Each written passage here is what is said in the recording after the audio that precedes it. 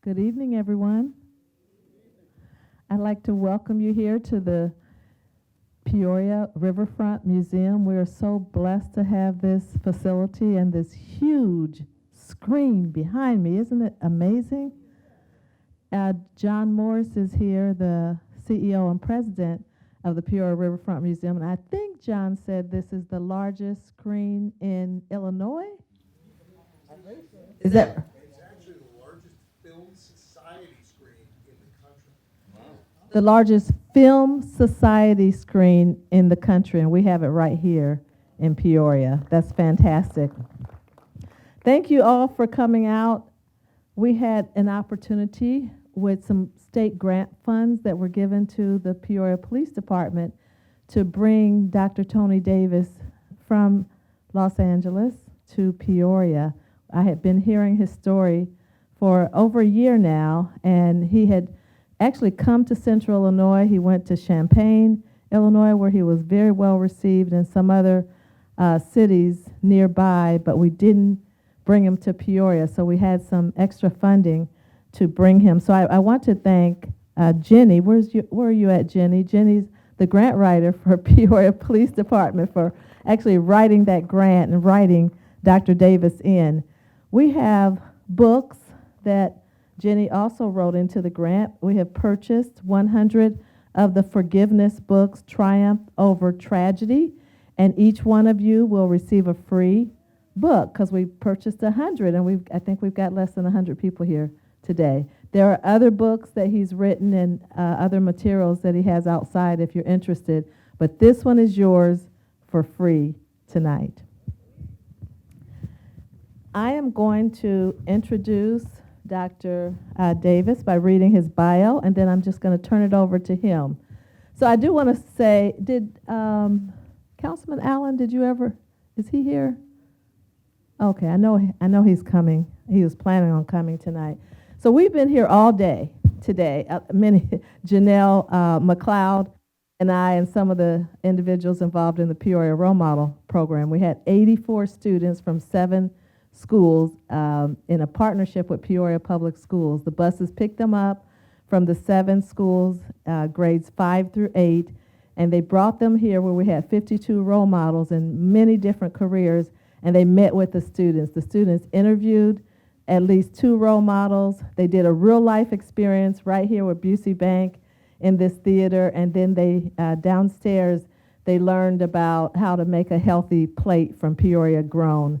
And of course, they got lunch and cookies and everything, but it was just a wonderful experience. And so we appreciate the networking that took place in the partnership with Peoria Public Schools.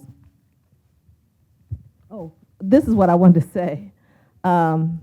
This morning, Andre Allen thanked me for wearing my Richwoods green. No. No. So I just happened to wear green. I'm a manual grad. I had to go home and put on my orange. I love you, Richwoods people, too. This is the bio of Dr. Tony Davis.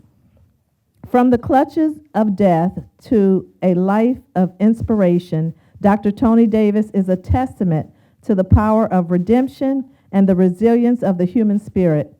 He is not only a celebrated gospel recording artist, but an inspirational speaker who touches the hearts with his best-selling book, Heal is Real. His gripping narrative transcends the printed page, taking form in the powerful film, I Forgive, where he serves as the executive film producer. Dr. Davis's remarkable story unfolds as a survivor of a vicious gang-related shooting in Los Angeles, where he was pronounced dead for 30 minutes after suffering 10 bullet wounds. This harrowing experience became a turning point, propelling him to share his testimony across global platforms such as TBN, the 700 Club, the Word Network, and AE's Bio channel in the gripping episode of I Survived, Beyond and Back. He was with manual students today. Tomorrow he'll be with, I think, Richwoods. The next day he'll be with Knoxville Center and Peoria High. I may not have that order correctly, but I think he's also going to at least Fort Allen. So he's talking to our students. Yes. Please help me to bring forth Dr. Tony Davis.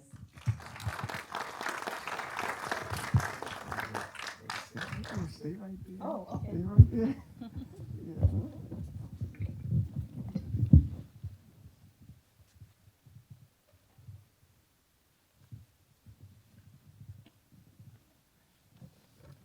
He's got on his Hollywood shoes.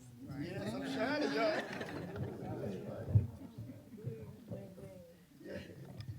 Yes, I wanted to go out of my way for Mayor Rita, if you don't mind me saying it, Rita.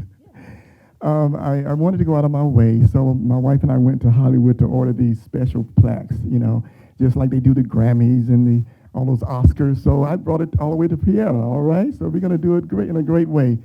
So we went there to the society and had this made especially for her. Wow. It's got a little weight to it, so I carried it in my backpack so they couldn't break it on the plane, okay?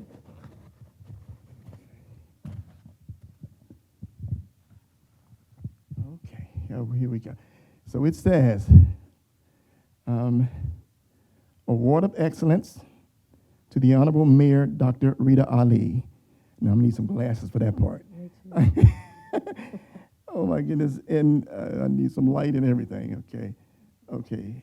In sincere gratitude and appreciation for your individually, I'm sorry, I can't even read my own writing, undeniable collaboration with city officials and the National Increased Peace Foundation. Your commitment to stopping violence, fostering peace, and motivating youth to overcome bad things in the city for fundamental in transforming the community in the city of Peoria. We recognize and favor your dedication and willingness. To the Honorable Dr. Rita Ali, on behalf of the National Increased Peace Foundation. Thank you very much. Thank you, Much thank you. appreciated. You want to get a picture? Oh.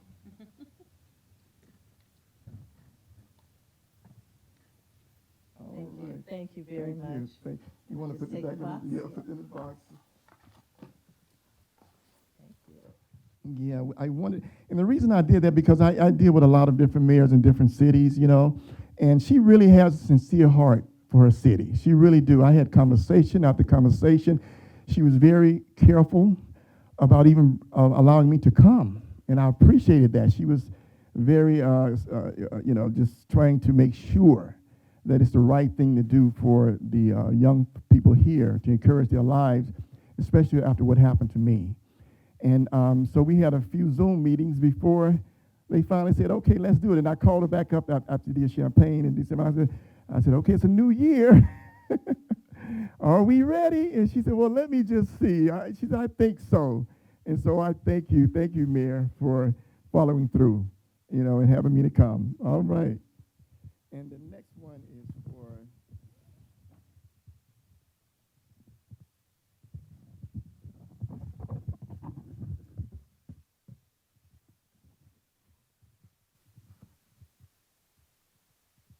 I don't even think I'm going to go through the reading, okay? But anyway. Okay, this glass, I'll tell you. Okay, this award is an award of excellence for Chief Eric. He's Antonaria. I don't want to mess his name up, but he's not here, unfortunately. He had he had a busy schedule today. So, who would take it on his? Chief. All right, come on, Chief.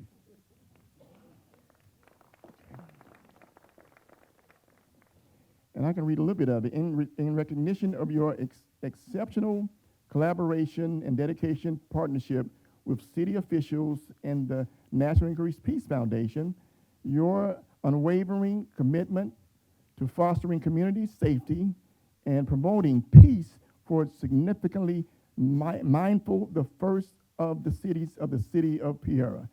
On behalf of myself and my team, we thank you in place of Mr. Eric for allowing us to come. All right.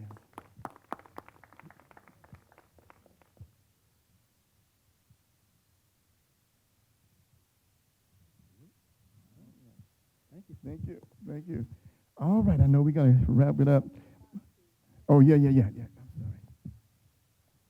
All that come together? Yeah. With the Grammys, okay? I'll be in trouble. Okay. Yes. Sis Jenny, where Jenny at? She's up there hiding. Sis Jenny, you'll come down real quickly. Oh, she's eating some popcorn. You hear that? Bring the popcorn with you. You know, this young lady right here, we've been going back and forth over emails, and I mean, she's been on it. She's been on it back and forth, making sure. And and I said, look, I got to do something here for my dear sis Jenny. I need to get these things out of here. Okay. They're in this velvet crust. Okay. Yeah, let's get those other. Let me just, take that one out, please. That we don't have to go through this. Thank you. All right. So, I'm not going to even try. But on behalf of myself, my team, on behalf of the National Increased Peace Foundation, I thank you for the conversations, the emails, the phone calls. You've been so dedicated, and you've been really, really trying to put this together along with the mayor and others. And I just appreciate you guys. So that's why I went out of my way to make sure I just show my appreciation. So this is to my dear sis, Jenny.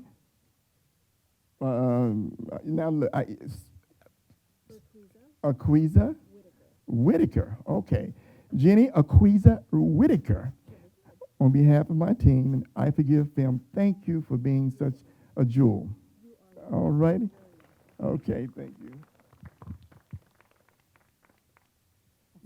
Now, Sis Mary's not here. No, so she's not. Can you Take her? Yes, and this is for Sis Mary. Mary's not here. She's been, oh my goodness, now that's another trooper, you guys. Mary has been really, yes, really, I mean, back and forth. She making sure everything is everything, okay? And I said, I'm not going to meet you, not going to be here. She said, I'm called to duty. I'm not going to be here. But she had been calling every day and going back and forth, just making sure this worked out to be a great event. And my stay here and everything just been wonderful for you guys. And the last one is Dr. Sharon here? Dr. Sharon. I met Dr. Sharon on the Zoom, right?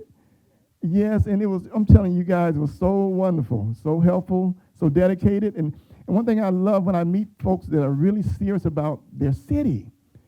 You know, people may criticize and say this or that, but what I'm seeing over Zoom, all the way from California, the mayor has been dedicated.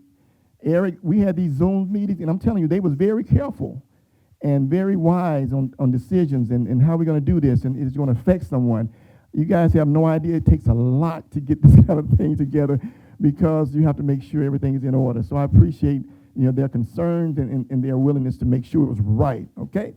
So on behalf of the National Increased Peace Foundation, myself, my team, even the late Louis Gossett Jr., my dear friend, we would like to present this award of appreciation to Dr. Sharon Corrett.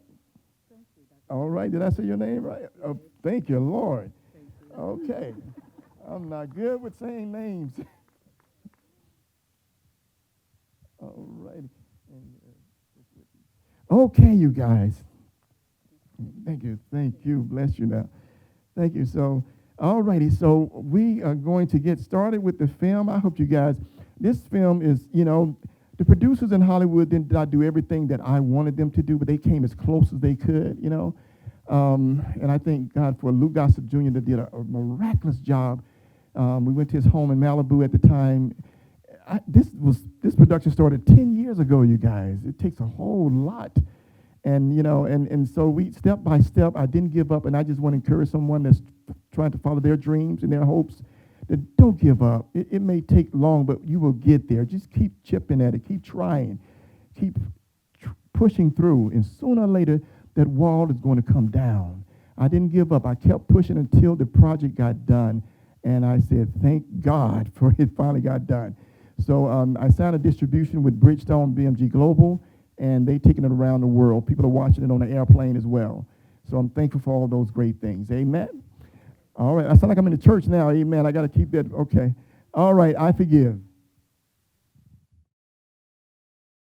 Okay. That's my story, you guys. That's my story. True story. I know you probably have a lot of things going through your mind, a lot of questions. I get all kinds of questions, you know, and yeah, God gave me that second chance. You know, I have my leg. This leg's supposed to be cut off, and I can run and jump with the leg. You know, the doctors mistakenly cut the vocal cord. You know, I got this cut there, and they told me I wasn't going to talk anymore. But you hear me talking on today, all right? Now, that's what you call a real miracle, okay? They told me I was going to have a limp. I said, no, I'm not going to have no limp. I'm going to be whole, man. And I'm telling you, boy, I don't have no trouble about my leg. I'm able to walk and run and jump and all those. You got to believe, man. You got to believe and say, this does not define who I am. Because a lot of times bad things happen to good people. You could just be a good person. I never shot anybody, never been in a gang before. I was doing R&B and singing in Hollywood, and that's all I did. Was my passion at that time. And all of a sudden, this tragedy came. But I just want to encourage somebody tonight, no matter what you're going through in your life and whatever comes your way, you keep walking in your faith. You keep walking and believing in you. Keep walking and saying, you know what, I may have some delays, some setbacks, some things have happened to me, but it does not define who I am and my purpose and my destiny, okay? And I see miracles, I see breakthroughs in everybody in this room, man. But you got to push beyond your pain. Don't allow what happens to you. Bad things happen to good people. And, you know, the word says that, you know, there's some bad days. You know, it rains on the good as well as the just as well as the unjust is what it says, right? So in that, you know, you just have to just keep walking, man. And I'm telling you, I know it gets painful, so that's easy to say. You know, I've had one lady say, well, you know,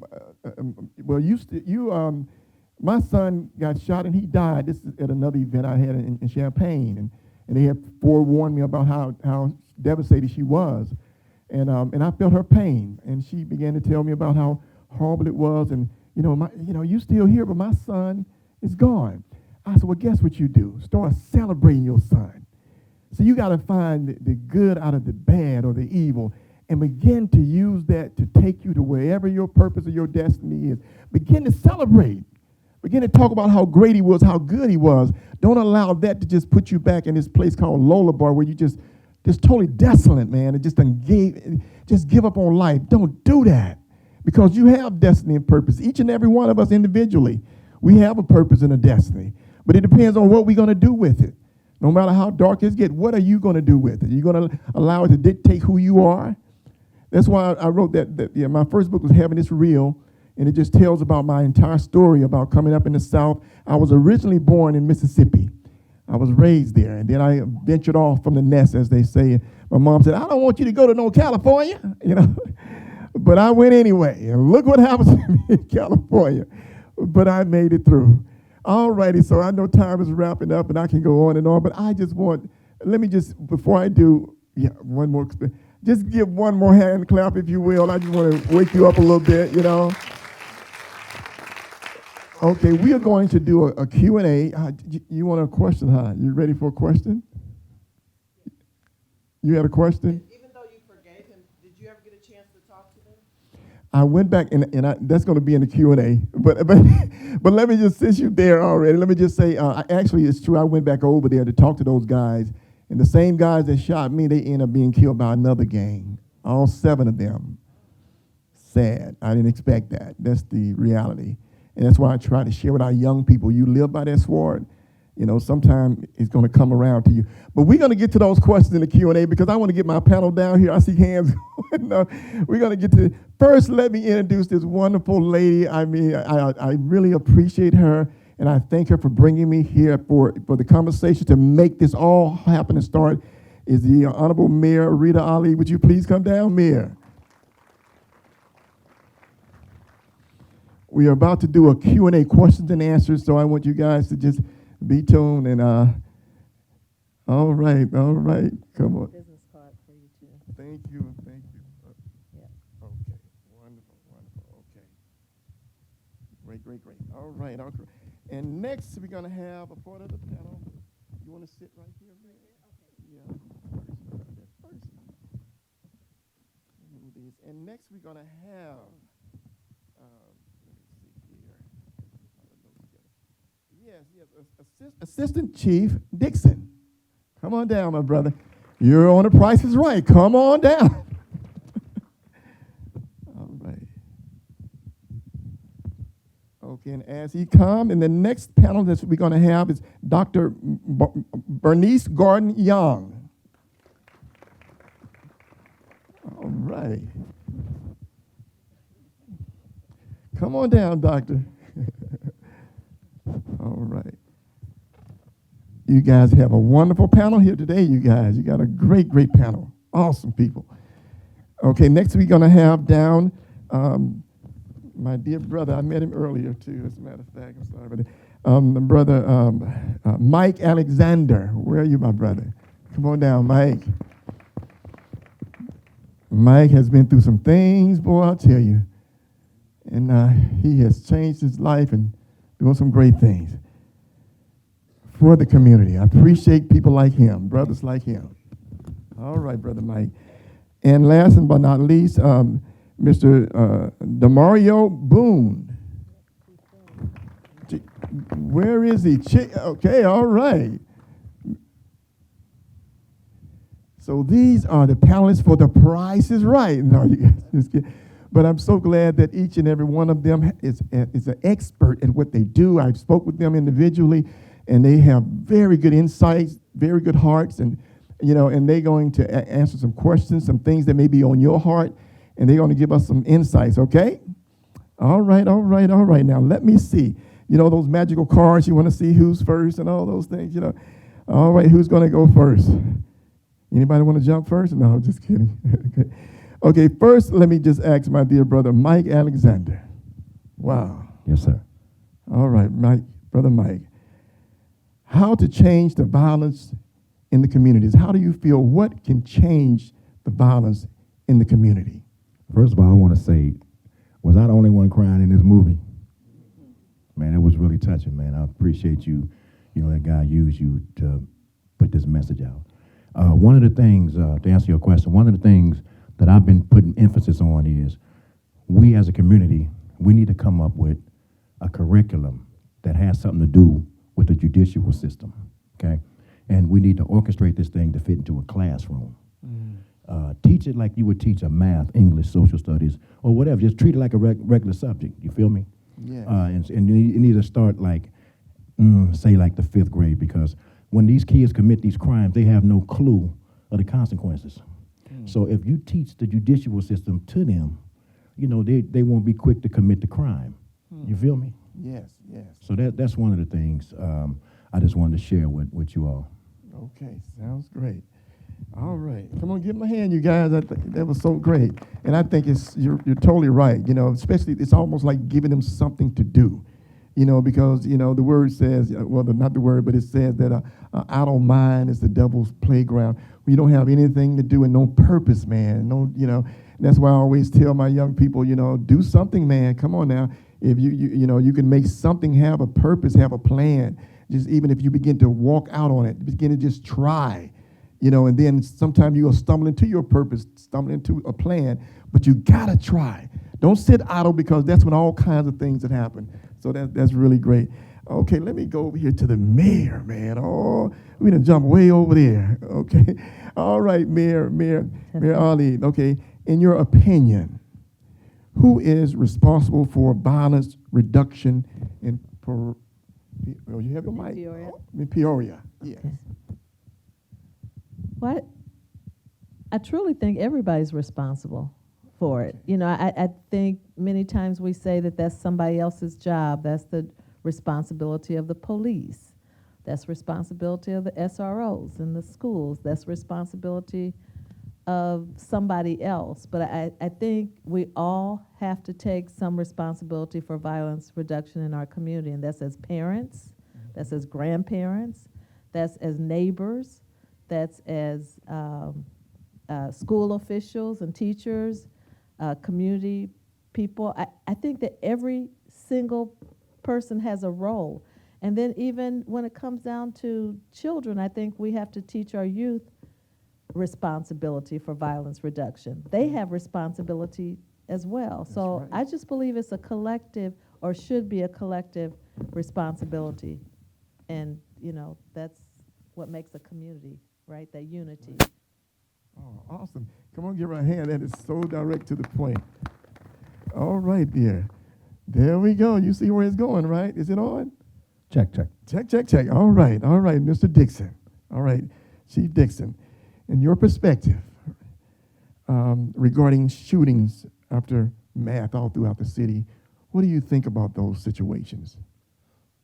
Well, first of all, I hate following the mayor because she's always has the best answers to everything, but I'll do my best. So I think, you know, one of the biggest problems, we had a homicide last night. I've been on so many scenes, so many death notifications, so many incidents in this city. It's so traumatizing for families. And I think one of the biggest barriers we see, and I don't have an answer for it, I just propose it for the group.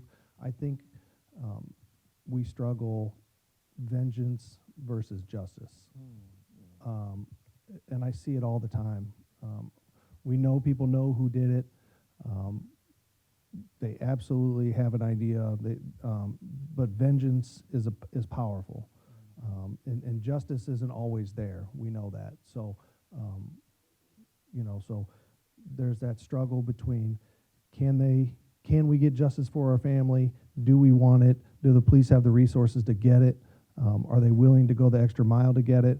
You know, sometimes vengeance is easier for some outlooks, and it's a constant struggle. I see it all the time. Vengeance versus justice is one of the biggest barriers we see.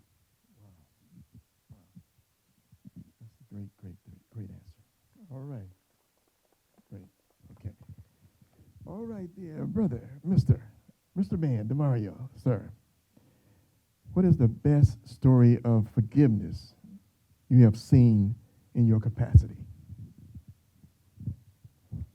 Well, my capacity working for the school district, you see a lot of times there's just a lot of great things that happen. I would say probably one incident that had me tearing up. We had an incident.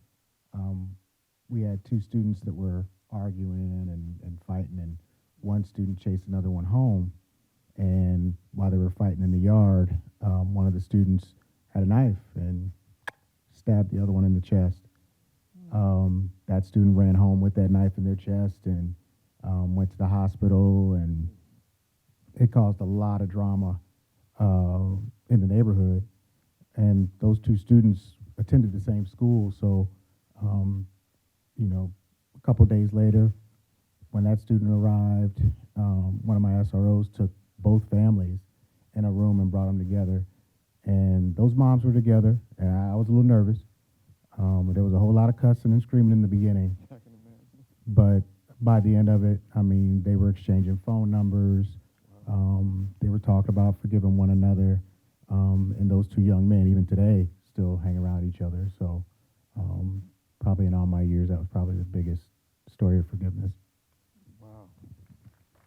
Wow. Powerful. Powerful. Last but not least, I wanted to get all this together because we're going to the doctor side of the story now, okay? To give her perspective of I know because she deal with oh my goodness, over 300, right? Oh my goodness. Yeah. Oh my, as far as talking and going through the emotions of that is so. Let me just start my own question to you on that one. How do you release all? Because I know I talk to a lot of students. You know, I go to in Los Angeles Skid Row and Juvenile Hall, and they brought in 500 young men, and then I can feel that pain, and I deal with that, and then they take them out and bring in 500 young ladies, and I'm dealing with that, and it could be a drag, and and it just put a pull on you, and takes your strength in so many ways, and it drains me sometimes. But I still got that love, like what you said. You reminded me of me on that one. I want to see a change. I want to see a breakthrough. I want them to know that your life is better. So in that, how do you deal and cope with all of that after you hear it and after you spoke with them? How do you get past and just learn to just deal with that, the aftermath? First of all, I believe what I do is a calling. And the training in which I've had, like all of my jobs have led me to be the type of counselor that I am. I was a 911 dispatcher. And so 20 years of what is your emergency, getting you what you need and moving on. Learning to leave it at work.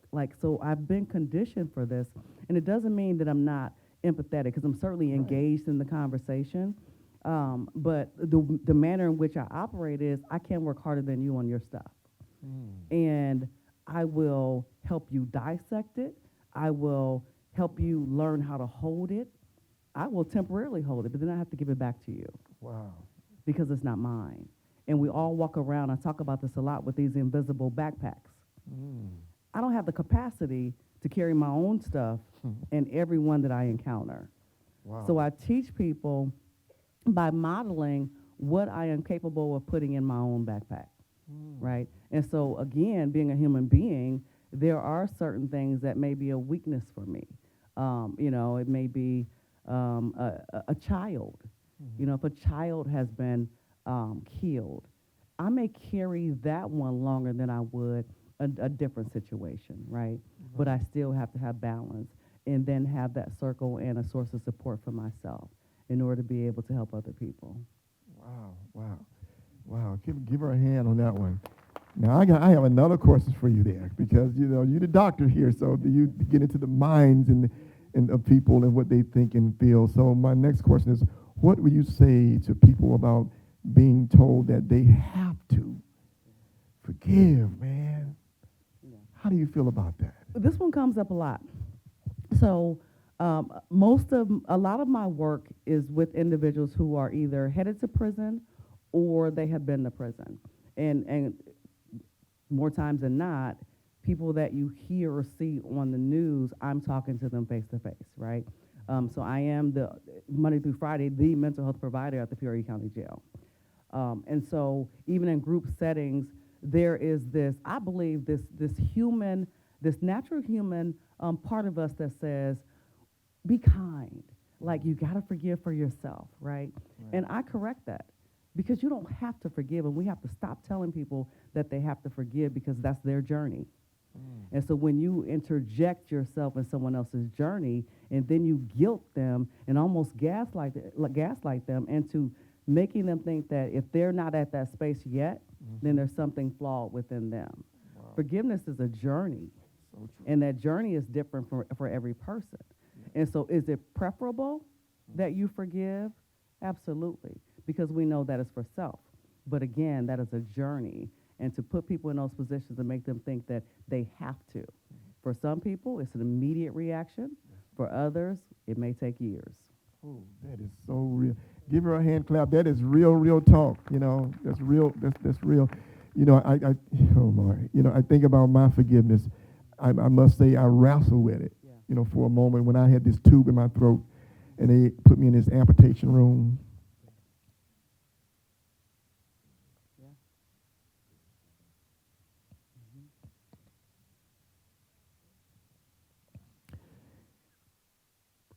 And they told me they were going to cut off my leg, right? And I wrestled with forgiveness. Blood was coming from my throat with that tube, and they told me I wasn't going to talk no more. And my wife, I'm a singer, so well, doctor, in real life, doctor, you might well kill him because he can't sing no more. I said, what? I'm not that crazy about singing. But that was my baby. She said that for real. And the doctor told me, Mr. Dave, she said, go ahead and kill you, man. I'm like, but you came back to life. I don't want you to die twice, the third time. Like, okay. So anyway, you just brought some things in memory bank there about forgiving. It's such a difficult thing. And what, like you said, it's not easy for some people. I wrestled with that thing for a moment. Even when I had that experience in that room before they were going to cut off my leg, I just began to talk to God about this. Why this happened to me out of all people? I never shot anybody. I've never been in a gang. Why would this happen to me out of everybody that I know? Even my nephews, I got some bad nephews in Mississippi, okay? And they were like, I can't believe that happened to Uncle Tony out of all people. Right. Because I'm always trying to encourage them and pray with them or doing something positive. And then I turn around and that that looks bad on you. What are you really doing? Because people will look at you, well, what did you do? Why would that happen to you? And they don't have no idea that it rains on the just as well as the unjust. You're going to have those rainy days. How do we deal with those rainy days? So as I wrestled with my unforgiveness at first, I began to realize, I said, you know what? Forgiveness is not a feeling. It's a choice. So I choose to forgive. I choose to let this pain go.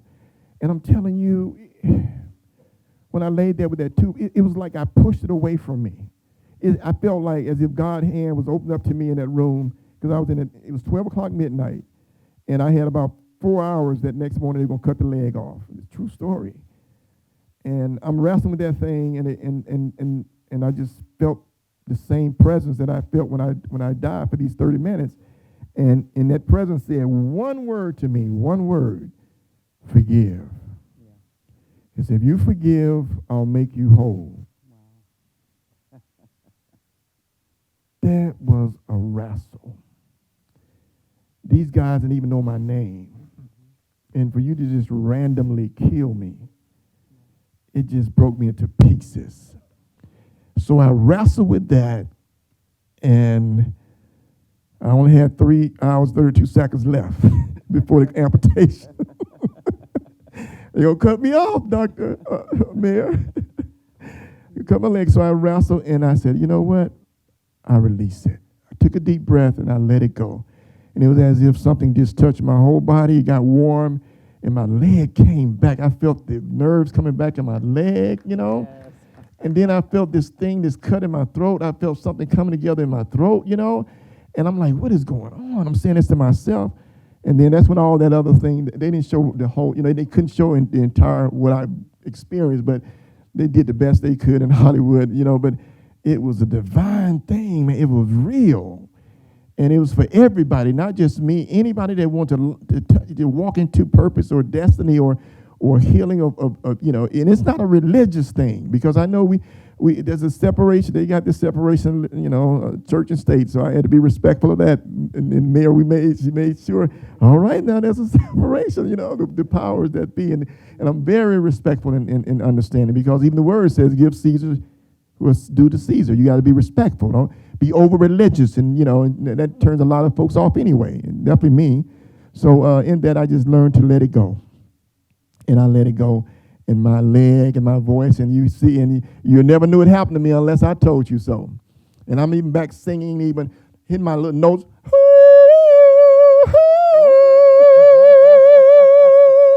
I can still hit my little notes and do my little singing thing, okay? So I got my extras back, all right? Okay, all right. So this is the part of the Q&A where questions and answers. Now, don't ask me all the questions. Now, we got a panel here. No, but it's okay. But I just want to hear your thoughts, your feelings. Just be honest with us, because the mayor, and she's very concerned about her city. And I love her for that. I really appreciate it. I really do, because I meet some that they're not as in debt as she is to her city. And so I just, behind the scenes, you guys may see the foreseen and make your own, but behind the scenes, I'm telling you, she's the real deal. Let me just put that to you guys, okay? All right, so let's get our first question. Who's in the building? Someone asked earlier. There we go. Yes, ma'am. Hi, my question is for you, Dr. Davis. I was just kind of curious, how old were you when this happened, and how long did you undergo the healing process in the hospital? I'm 60 years old now. I'm 60. This happened in 2003. So I count them numbers up. What? 40, 41. Thank you very much. Okay, so 40, 41. I was somewhere about 40, 40, 41 when it was July. Well, actually, June, the last month of June, because it all happened. I had left my work. And let me just explain a little bit of that because, again, the film, I work with special needs. I love my special needs, man. I work with special needs clients. That's why you see those guys acting goofy in the movie. I actually work with special needs. I had about 300 clients at this workshop, and we had it where they was making money, man. They was putting books in boxes, and they was packing light bulbs, and you know, it was making money from that, you know. So that was my job. I was a supervisor for 12 years. Not only did I work with them, I had a staff, but I also drove vans, the little blue vans. I even drove those things to pick them up in the morning. So I was making some good money, okay? So I was doing well with them, and all of a sudden this tragedy happened, right? So I was, again, it was about 40, 41, she's like the lady said, and so I was around that age, and so, you know, it was unbelievable that it happened. Now, what was the other part of your question? I'm sorry. Oh, yeah, so the healing, after I forgave, right? Okay, so the doctors told me that my leg was going to be bent like this for the rest of my life because I have a plastic stent in there. And so they told me that it folded some of because what happened, the reason I died, one of the bullets shattered, it's called a femoral artery, which goes directly to the heart. So I bled to death. That's how I died for 30 minutes. So they thought I was going to have brain damage because after 3 minutes, I think, or so of death, you know, they said, well, you're going to have brain damage. You know, you're not going to, you know, live long and all that. And so, you know, and when I started to walk with therapy, I had a limp. You know, I had a limp for about 3 weeks. About 3 weeks of limping. And I'm like, no, God, I'm not going to take this. I'm going to be whole, man. I didn't go through all that. I didn't die for 30 minutes, and I didn't, you know, and I never did. Come on now. If this so-called God, I'm just being, I want to get religious. I don't want to get religious. Just a little bit, okay? If this so-called God, if he's real, if it's all that they say it to be, show me. I'm tired. I don't want to hear that talk. I don't want to hear about what the scripture said. I just needed to know him, even though I did know him. I wasn't, you know, I was already into the gospel world in '97. I did my first gospel album from R&B. I came from Warner Brothers, and just going to gospel. So I knew him, but not like that, man. So in that, I learned to forgive. I let it go, and again, 3 weeks of therapy, and then all of a sudden, I began to talk to my leg. I said, you're going to straighten up, you're going to walk, you're going to the way God designed you to be. And I tell people, and it's true, life and death is in the power of the tongue, right? We hear those things. And you got to begin to speak to that stuff, man. Begin to believe it, you know. And I said, you're going to straighten up, and we're going to walk right. And that leg straighten up on me. And I've been walking and running and jumping and everything else ever since then. So it took about a month and a half, and I was all good. Month and a half. Yes. All right. How much time we got? Anybody keeping up with time? 10 minutes. Oh, boy. We got to hurry up. Yes, sir. Thank you, brother. I really respect what you just did, man. That was such a wonderful event, man. And I mean, this is just a blessed story, man. And I almost cried too, brother. But you said that you are a gospel singer and you sung in Hollywood. Tell me, what do you feel that Hollywood has a lot to play with, or what does they have to do with all of the violence that's going on? And I want to also say this here is, I know you can't separate, or you have to separate the church or the God from the state, but I think that's really part of the problem. You can't say that, but that's really part of the problem. Even though I agree with you, I'm going to be honest, but I can't say that. I can't say that. You know, I did R&B. I came to Hollywood out of, you know, in the late 80s, and I had a group I put together, and I was singing R&B for years. You know, I did some backup. I did Anita Baker backup. I did open up Luther Vandross. I did some things back there, the New Edition. So I did that, you know, that we call it the Chitlin Circuit in LA, and I did that stuff. And so I got tired of that life. I went to the Magic Johnson parties, and it was just like, I got to stop this. And so, and then my mom was in my ear, stop singing that stuff and sing for the Lord. I said, Mommy, there's no money to singing for the Lord, Mama, So I didn't listen to her. I was being hard-headed, so I just saw my life getting worse, right? So I said, I got to change this. One day I was coming from a Holland Drive from a party, and I almost went over this hill, and I stopped, and I said, I got to stop. Man, I wasn't raised like this, and I didn't do no crazy, I didn't do way out drugs. I did a little something, but I didn't do the trades of stuff I saw coming around that room, and the stuff that I'm like, oh my goodness, anything goes. And I kept myself. I didn't get crazy. I didn't do that off the wall stuff. We go so far, but we are doing that. That's where I was with mine. I want to keep it a man's man. That's just where I was. Everybody got their own, okay? So that's where I was with mine. so I went through all that, and I just kept going. And so I remember in 10 minutes, let me get there. So I remember when I met Tupac, and I had a conversation with Tupac. You remember that rapper Tupac?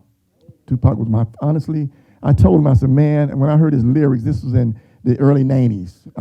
We did an event in Compton. I don't know if you've heard of Compton, California, Compton. City of Compton. Man, yes, and he had came down, I think came down, his folks, they came down from Oakland or something. Anyway, we did an event. They invited my group, so we sung and came off. I was talking to Tupac, and I saw the greatness in that brother, man. I said, man, your life, brother, you got to change, man. I said, you got to change because something bad going to happen if you don't change and I wasn't even into religion like that. I was R&B, but I knew I could feel it, and I was like, man, you got to change. He didn't listen, man. He didn't listen. He said, yeah. And it's amazing to me, and I know what it is because a lot of times we get caught up. You could be in that moment with everybody hyping you up, and you all great, you all that, and they hype you up, and all of a sudden, it's like that door opened up for the devil to just come in, man, like a flood, and all of a sudden, months later, maybe a year later, he ended up being killed. But in that, I'm saying, I feel too, I'm just being honest, I feel that some of that stuff too is definitely Hollywood. But there's some of that rap stuff, man. And some folks may not want to hear that.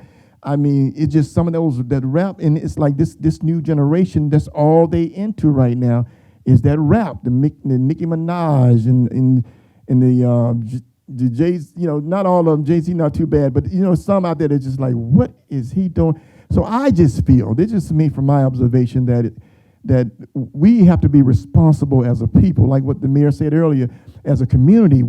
We have to be more responsible and don't just allow them to say what they want to say and act like it's okay, or I don't want to get involved because I don't want to come on. You got to stand your ground against that devil, man, because he's coming in like a flood.